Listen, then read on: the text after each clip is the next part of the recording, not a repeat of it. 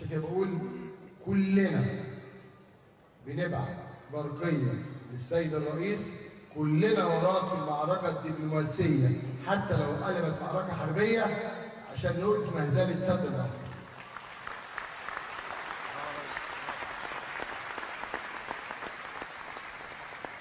اللاعب الاخر بيصفر لما يكون في ماتش كوره. مش عارف ان ده الاول. ايه رايكم في الصاله دي دلوقتي؟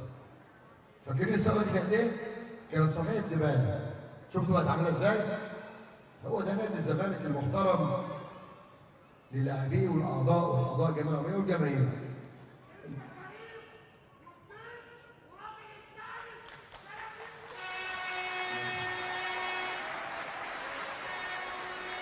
اللي بقى انت اللي بيصفر يبقى بره.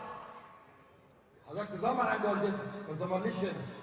اوعى تفتكرني يا صاحبي الزماره اللي انت عاملها. طلع ابو زماره ده بره. احنا مش ماتش كوره، احنا في اعضاء جماهير محترمين. اتفضل بره. اتفضل انا شايفك. خد زمارتك واطلع زمر بره.